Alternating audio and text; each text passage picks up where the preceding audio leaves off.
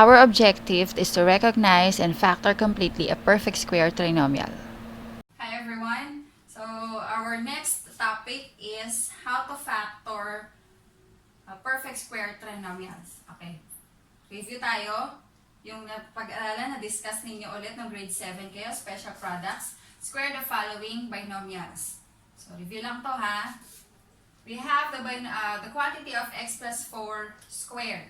So anong ginagawa natin pagka ganito?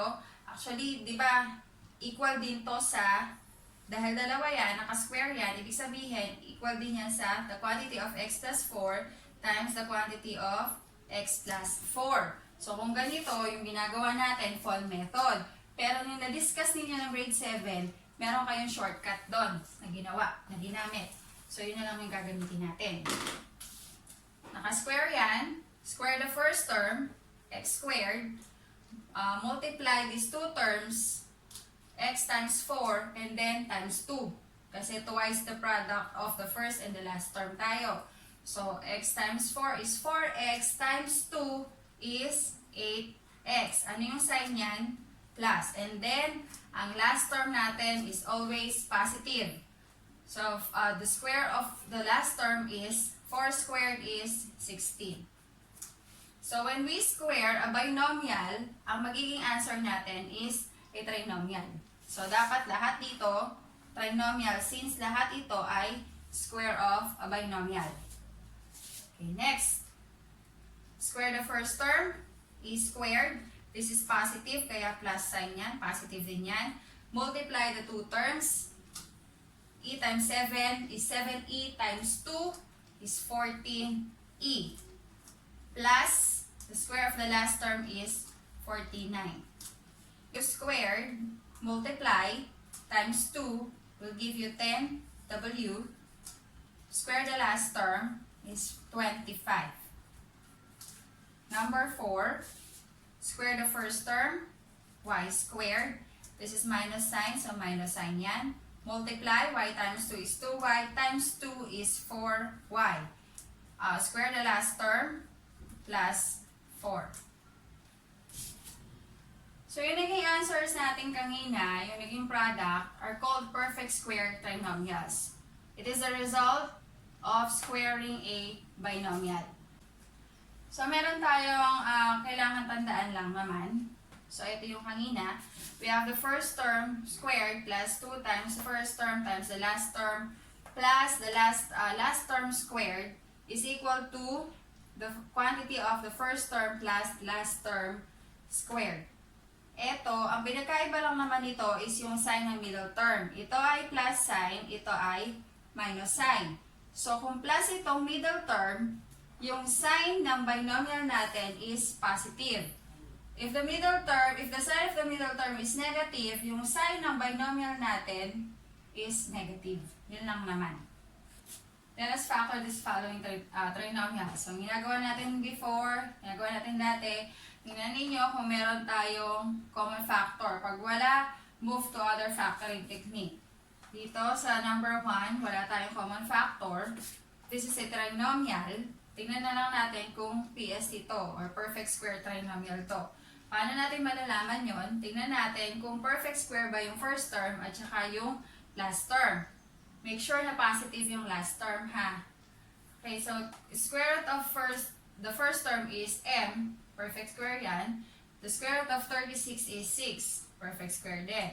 Ngayon, pag minultiply natin to, dalawa, then times 2, kailangan na sagot yung middle term na to. So, m times 6 is 6m times 2 is 12m. So, this is a perfect square trinomial. So, ang factors niyan, binomial. Square of a binomial. So, this is plus sign, so dapat plus sign yun. Madali lang ako. So, plus sign yun, so dapat ang sign ng binomial natin is positive. Plus sign din. So, kunin na lang natin to. Yun yung first term. Square root ng first term, and then square root ng last term is 6. Ayun. Ito na, yung answer natin. Next, number 2. We have 9r squared plus 12rt plus 4t squared. So, wala rin tayong common factor dyan.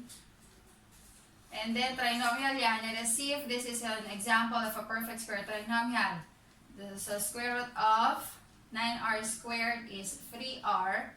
The square root of 4t squared is 2t. Multiply these two. We have 3r times 2t is 6rt times 2 is 12rt. Okay, so binomial yan, naka-square. This is positive, so positive yan. So, copy na lang natin yon 3r, and then ito, 2t. For our last example, we have 100b squared minus 60b plus 9. So, wala siyang common factor. This is a trinomial. Let us see kung perfect square trinomial yan. Perfect square yung first term, perfect square yung last term. The square root of the first term is 10b. The square root of the last term is 3. When we combine these two, when we multiply these two terms, these two roots, 10b times 3 is 30b. Times 2 is 60b. So this is a perfect square trinomial. So binomial yan. This is minus sign. So minus sign yung ating sign dito sa binomial. Kopyahin na lang natin to, 10b, tapos ito ay 3.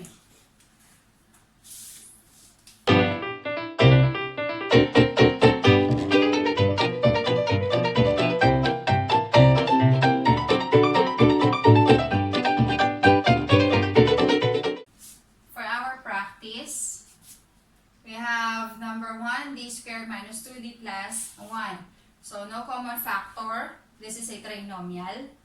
The first term is a perfect square. The last term is also a perfect square. The square root of the first term is d. The square root of 1 is 1. d times 1 is d times 2 is 2d. So this is a perfect square trinomial.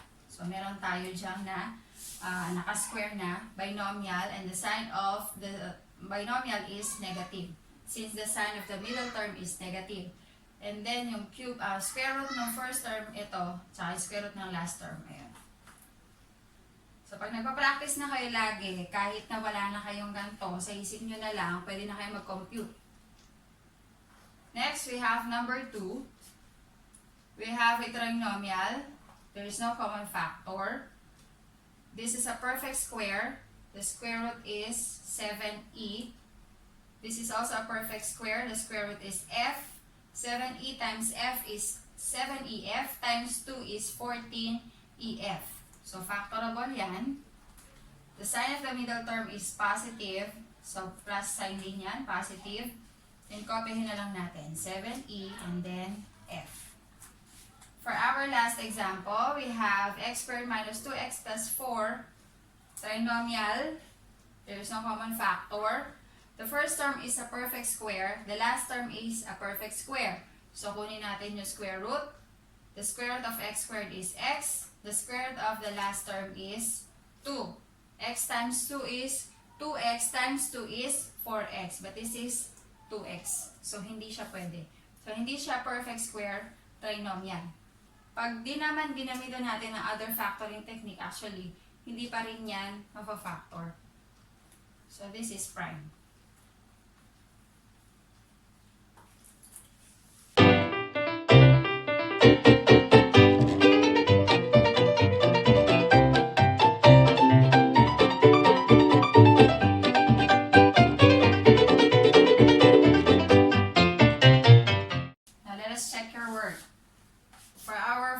Given, we have x squared minus 2xy plus y squared. There is no common factor. This is a trinomial. The first term is a perfect square, which is the square root is x. The last term is a perfect square. The square root is y. X times y is xy times 2 is 2xy. So this is factorable. The sign is negative, and then copy. The quantity of x minus y squared. Next, there is no common factor. And then, this is a trinomial. This is a perfect square. The square root is m. Perfect square. The square root is 11n. multiply this to 11 mn times 2 is 22 mn. So, factorable din. The sign of the middle term is positive. So, ang sign natin dito sa answer natin is also positive. Then, copy na lang natin. M, 11n. Ayan. For number 3, we have 27f squared plus 36f plus 12. So, this is a trinomial. Meron silang common factor kasi lahat sila divisible by 3. So, labasan natin yon. 3. Yung f, hindi naman siya common factor kasi dito sa last term, wala siyang f. Okay, so divide natin. 9f squared. Since this is positive, so pwede na natin kopyahin lahat yung signs doon. So, plus 36f divided by 3 is 12f plus 12 divided by 3 is 4. Now, tingnan natin kung factorable pa tong nasa loob, yung trinomial na to. So, this is a perfect square. The square root of the 9f squared is 3f. The square root of 4 is 2. Pag minultiply, 3f times 2 is 6f times 2 is 12f. So, this is factorable. So, we have, copy pa rin yung 3. 3, tapos, naka-square yan. The middle term is positive, therefore, yung sign natin dito ay positive din. Tapos, copyhin na lang natin yung 3f, tsaka 2. Ayan ang factor. Yung factors natin.